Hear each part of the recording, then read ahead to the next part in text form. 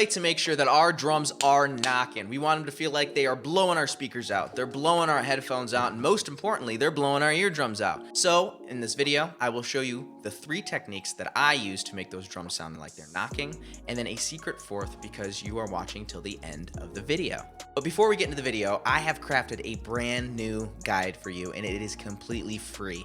It is called the Ultimate Guide to Recording Vocals at Home. Through that guide, I will go through what gear you should use, what mic you should buy, where to place your mic, how loud you should be recording it into your interface and into your software, what tools you can use in your software to get your vocals to sound radio ready, and what effects, delays, and reverbs you should use. It really is the ultimate guide to recording vocals at home. Just click the link in the description and it is yours for absolutely free.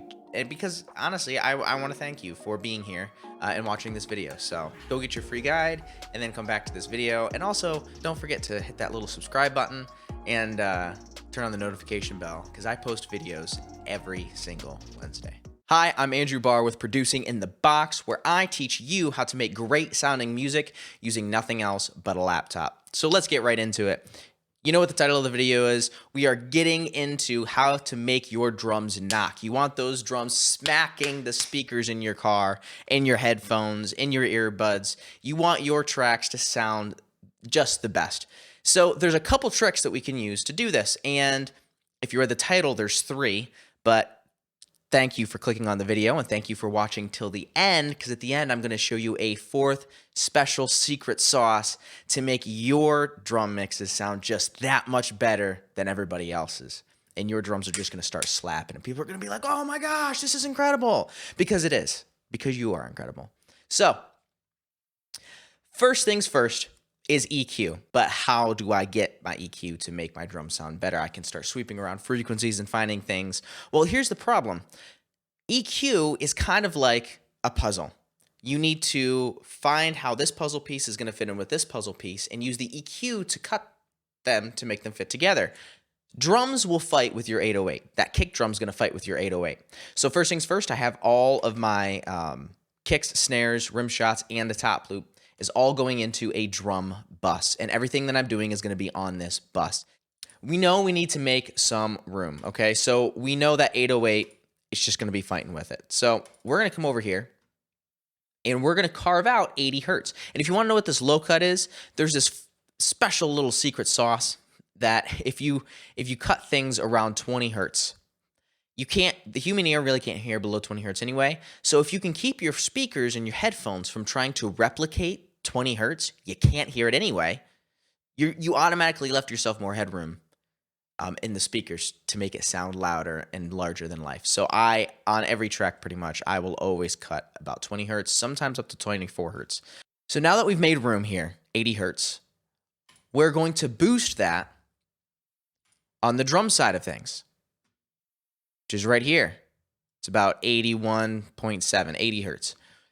So let's take a listen to this kick drum and this 808 by themselves. Hear how they're kind of fighting with one another? It's like every time the kick and the 808 hits at the same time, the speakers are flubbing, and we don't like that. So we're going to make some room with our 808, and then we're going to boost that 80 hertz on the kick drum and listen to how we made room here and boosted it here. Take a listen now. Now the speakers aren't flubbing. It has so much more room and it's getting a little bit better at punching through those speakers in your headphones. All right, so now that we've got that up, let's go through the EQ on everything else, because one EQ, I made a lot of moves here. This boxiness around 500 hertz, let's just take a listen to 500 hertz with the whole drum loop here all together. That just sounds boxy. And it cleaned everything up when I cut it. So let's take a listen.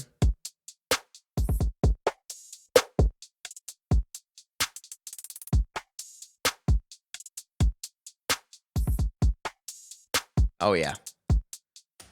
about 4.5, 500 hertz is great for cutting, especially like loops and stuff like that, because you want that 808, the harmonics of the 808 to kind of fit somewhere in there too. You got vocals that are going to fit in there. You got plucks or melodies that are going to fit in there, and you want to make room for those things.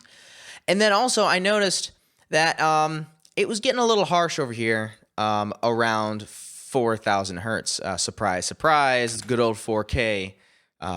Always just makes things sound harsh. So and that's 4 hertz by itself, or yeah, 4,000 hertz by itself. It was just making things harsh. So I only cut it by about 1 dB, just enough. So now we're off of EQ. Okay, so now we have the whole drum bus EQ'd. Now we're going on to transients. Okay, so what a transient is this. This is a transient. This is a transient. This down here is a transient. Any spike you see in audio is a transient. And so what a transient shaper can do is it can give us the opportunity to sharpen or soften that transient. So we'll open up our transient shaper here, and it's pretty simple. There's 3 little knobs on this, and kilohertz comes with the Slate All Access bundle, and that's how I have this module here. There are plenty of other transient shapers out there. You could just look it up online and find them. Most DAWs don't come with something like this, but I highly recommend you get a transient shaper to make your drum sound just a little more knockier. So what we want to do is we want to turn up the attack, okay? And then we want to pull down the sustain just a little bit because we kind of want to shorten that transient and make it go pop instead of, like a pa. We want to really tighten it up. So let's take a listen to the drum loop with it on and then, with it off and then with it on.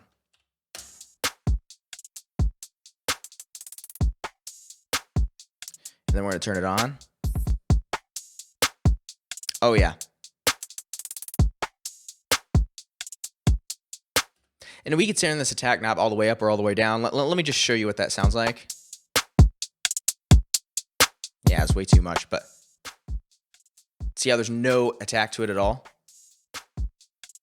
That's normal. About there. Sounds real good. Yep. It's really, really simple to use one of those things, and I highly recommend you get one. All right, so the next step is limiting. So I really don't compress trap drums or hip-hop drums. They just don't, there's not a lot of dynamic range to them anyway, so compressing them really doesn't make much sense. Sometimes it might, and it might for your samples that you choose. But for most of the stuff that I use, it doesn't make a lot of sense. A limiter is essentially a compressor, but it's a really, really fast one. And what I want is just a brick wall limiter, because since we boosted those transients, it's probably going to create spikes in the audio, and I want to pop, cut them off. I want to clip them off so that way it doesn't start peaking on my master bus. And also I want to boost up a little bit of that quieter stuff and make it just all sound louder. So this is the third step, and that is limiting. So let's take a listen to with it off and then with it on. And then on. Off. On. You can really just screenshot this, steal my settings. I actually used a preset called Brick Wall 6, then it did some slight adjustments on it. And it sounds like that. Let's listen to it in the context, what we have so far in the context of the beat itself. With nothing at all. With some EQ. The Transient Shaper. And now the limiter. Now you could leave them like that. They sound great. But because you are awesome and you stayed till this part of the video, I have a secret trick for you to make your drums sound just that much better. So let's take a listen to what it sounds like before I even tell you what it is. So this is with it off. And then with it on. Ooh. With it off and then with it on. Oh yeah, that rim shot and that snare just poked out a little bit more. So what this is saturation. You can use any distortion tool, any saturation tool. This one comes with Studio One. It is fantastic. You could use anything at all. I've even used guitar amp simulators before and just turned the wet dry knob and blended it. All I'm doing is I'm adding a little bit of distortion. And what I want to do is I want to add some saturation, some distortion to really make, to add some harmonics to the kick and the snare. And even that rim shot a little bit. What distortion does is it starts adding more frequencies to whatever source that you give it. And if you go too much, it starts sounding a little wonky, and I'll show you what that sounds like right now.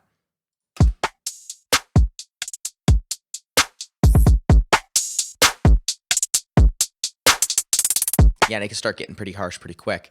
So I found like about 1 to 0.5 is really, really good for that.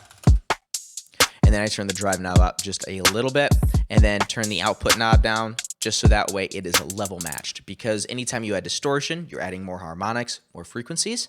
You are adding more volume, and you want to make sure that you level match everything. So that is about it. So those are the 3 steps plus the secret 4th step just for you, because I'm thankful that you made it to the end of the video. Let me know in the comments if you want to see a video on that 808 mixing technique. And really, I only use about 2 plugins on that. So let me know if you're interested in that, or let me know if you're interested in something else. Thank you for watching, and thank you for sticking to the end of the video. Now, like always, go create.